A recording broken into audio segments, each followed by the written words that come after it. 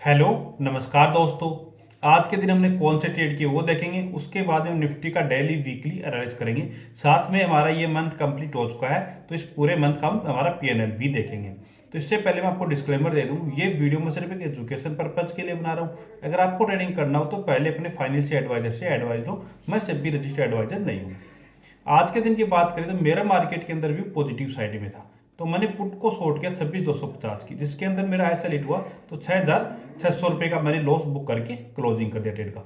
मतलब आपको यही रखना चाहिए कि आपको लॉस तो होगा। देखो, ये नहीं बोल सकते हम ट्रेडिंग के अंदर लॉस नहीं होगा। मेरे को भी होता है, आपको भी होता है, सभी को होता है। लेकिन जब भी लॉस हो आप ट्रेडिंग को बंद कर दो। कभी भी ओवर ट्रेडिंग मत करो। ये नहीं कि आपने एक ट्रेड को लॉस होगा, सेकंड में ट्रेड में लॉस हो गया तो फिर आप रिकवर करने के लिए और बड़ा लॉस कर दो। कभी भी आप ऐसा मत करो। आपको लॉस हो गया बंद कर दो। बस सबसे बेस्ट वही होता है कि आपने जो भी आपका प्लान रहता है, आपकी जो भी स्ट्रेटेजी रहती है, एक ट्रेड का, दो ट्रेड का, आपकी स्ट्रेटेजी के हिसाब से बस वो बनाओ। उसके बाद में आप क्लोज कर दो। ये नहीं कि मैंने भी एक ट्रेड के अंदर ये लॉस कर दिया, मैंने भी दो ट्रेड किए थी वहाँ पे और लॉस हो गया मेरा, तो मैंने ट्रेडिंग को क्लोज कर दिया। अब थोड़ा हमारा पोर्टफोलियो भी देख लेते हैं साथ में। उसके बाद हम देखेंगे कि मंथ का एंड कैसा रहा हमारा। तो यहाँ पे आप देखोगे तो लगभग मेरा 8,56,000 का मैंने इन्वेस्टमेंट कर रखा है और यहाँ पे लगभग 1,10,000 का प्रॉफिट यहाँ पे चला, लगभग 13% के आसपास। तो ये नहीं है कि ये मेरा एक दिन का या फिर एक महीने का, लगभग मेरे को 1 ईयर के आसपास हो गया है। जो लगातार मेरे को फॉलो कर रहे हैं उनको पता होगा कि लगातार मैं पोर्टफोलियो के अंदर चेंजमेंट करता रहता हूँ, छोटे मोटे, कि कहाँ पे कितना मेरे को बढ़ाना है, कितना कैपिटल को कम करना है। तो यहाँ पे कंप्लीट कैपिटल को मैंने प्लेस कर रखा। मैं सभी वीडियो में आपको बताता हूँ कि मैं प्लेस करके ऑप्शन सेलिंग करता हूँ। इससे फायदा क्या होता है कि हमें प्रॉफिट मिलता है, वो पोर्टफोलियो पे भी मिलता है, और जो हम सेलिंग करते हैं उससे भी जो हमारा रिटर्न बनता है वो भी बनता है। मतलब दोनों साइड से हमारे रिटर्न बनता है। इसलिए मैं पोर्टफोलियो बना के यहाँ पे ट्रेडिंग करता हूँ। अब चलो हम कंसोल में चलते हैं, जीरोधा की, और हमारा पीएनएल देख लेते हैं यहाँ पे। तो यहाँ पे हम देखेंगे तो ये हमारा ओपन हुआ, अकाउंट की वैल्यू लगभग 10,54,000 के आसपास है। अब चलो हमारा पीएनएल देख लेते हैं हम यहाँ पे। तो यहाँ पे आप देखो इक्विटी इसका मैं ऑप्शन एंड फ्यूचर कर रहा हूँ, और एक से हम देख रहे हैं 1 तारीख से लेके और 28 आज है, तो मतलब 28-30 मतलब 2 दिन सैटरडे संडे का ऑफ रहेगा हमारा। तो इसका हमारा ऑटोमेटिक ही कि क्लोज रहेगा डे, तो कोई दिक्कत नहीं है। तो यहाँ पे आप देखोगे तो लगभग मेरा इस मंथ के अंदर 14,000 रुपये का प्रॉफिट हुआ है और लगभग 6,000 की हमारी यहाँ पे ब्रोकरेज लगी है। डे देखोगे तो ये नहीं कि बहुत से डे हमारे लॉस में, जैसे ये भी लॉस में है, ये भी लॉस में है, ये भी लॉस में है, ये भी लॉस में है यहाँ पे। तो लॉस में भी आते हैं डे और प्रॉफिट में भी आते हैं। कोई बड़ा प्रॉफिट नहीं है, 14,000 का नॉर्मली सा प्रॉफिट है। तो मैं ये नहीं कि मेरा प्रॉफिट बहुत बड़ा दिखाऊंगा कैसे भी करके, या फिर कुछ जो होगा आपको मैं वो दिखाऊंगा। लास्ट मंथ में मैंने आपको दिखाया था, अभी वापस से चलो मैं लास्ट मंथ का भी आपको एक बार दिखा देता हूँ, जिससे आपको लगेगा कि कुछ वो नहीं है। यहाँ पे आप देखो 1 से लेकर 31 अक्टूबर तक का मैं आपको दिखा देता हूँ। तो यहाँ पे आप देखोगे तो मेरा लगभग 37,000 रुपये का प्रॉफिट था और लगभग वही ब्रोकरेज थी, 7,800 रुपये के आसपास ब्रोकरेज थी। तो जो भी हो, देखो आप एक रियल देखा करो कि कोई भी दिखाए आपको प्रॉफिट, कि जो प्रॉफिट हो रहा हो वो देखो, बस ठीक है। ज़्यादा ये नहीं है कि बहुत बड़े प्रॉफिट, सेलर को बहुत बड़ा प्रॉफिट नहीं होता। ये भी 37,000 का प्रॉफिट एक नॉर्मली सा प्रॉफिट है, कोई बड़ा प्रॉफिट नहीं है। तो सेलिंग में बड़े प्रॉफिट की तरफ मत जाओ, सभी का यही चल रहा है। यहाँ पे आप देखोगे तो मेरा लगभग 1 2 3 4 5 6 डेज लॉस में थे, वहाँ पे भी लगभग 8 से 10 डे लॉस में। मतलब ये नहीं बोल सकते हम कि हम 20 दिन 21 दिन ट्रेड करेंगे, हमारे वहाँ से 20 डे हमारे प्रॉफिट में आएंगे, 21 डे हमारे प्रॉफिट में आएंगे। 100% आएगा? बिल्कुल नहीं आएगा। लॉस भी आएगा, प्रॉफिट भी आएगा। अब चलो हम निफ्टी का डेली वीकली भी एनालिसिस यहाँ पे कर लेते हैं। तो ये हम निफ्टी का वीकली का हम चार्ट देख रहे हैं। तो इस वीक के अंदर क्या हुआ, निफ्टी का जो हाई था यहाँ पे पहले का, उसको इसने एक बार ब्रेक किया और वहाँ पे सस्टेन कर रहा है मार्केट। ये नहीं कि इसको अप साइड में ब्रेक कर दिया और बड़ा मूवमेंट आ गया, नहीं आया है यहाँ पे, लेकिन सस्टेन कर रहा है। सस्टेन कर रहा है मतलब अब नेक्स्ट वीक में ये बड़े मूवमेंट के लिए तैयार हो रहा है।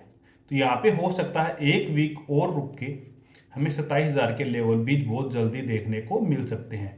इस साल के अंदर अंदर हमें मार्केट 27,000 को टच करता हुआ दिख सकता है। तो हमें ध्यान ये रखना कि अब ट्रेड हमें लेना है तो अप साइड में ज़्यादा ट्रेड लेना है। क्यों लेना है, देखो किस तरीके से मार्केट स्विंग बना रहा है। यहाँ पे नीचे आया, फिर ये एन पैटर्न बना के यहाँ पे ब्रेकआउट कर रहा है वीकली के हिसाब से। तो यहाँ पे एक बड़ा मूवमेंट हमें अप साइड में दिख सकता है।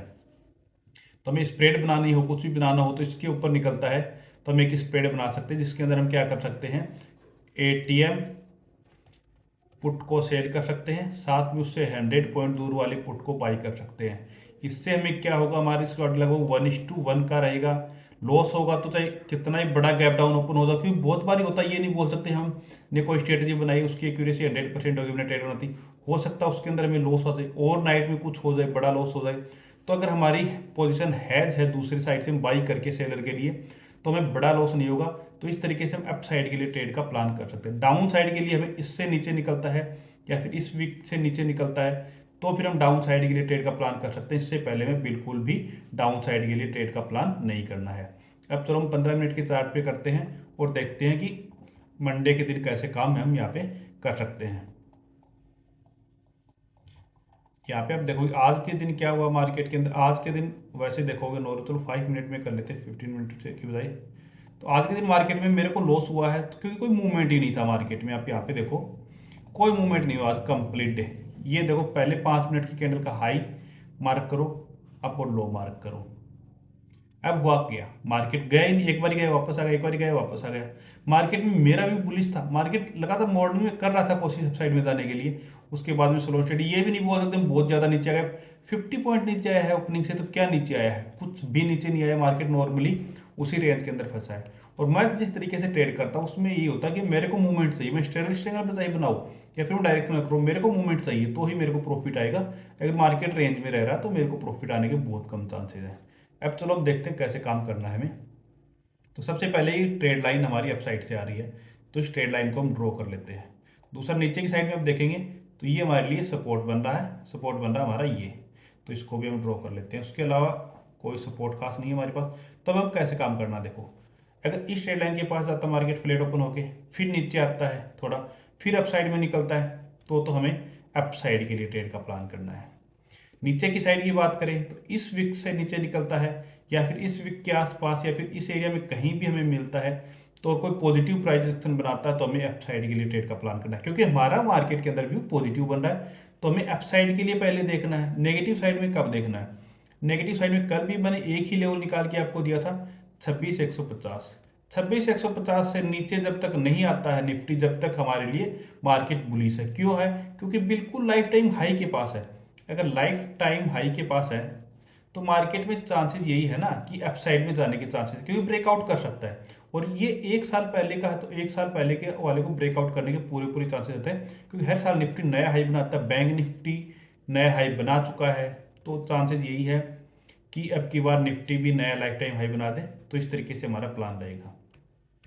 दूसरा, मार्केट गैप ओपन हो जाता है इस एरिया से ऊपर, तो फिर चांसेस ये है कि मार्केट इस तरीके से ही ट्रेड करेगा।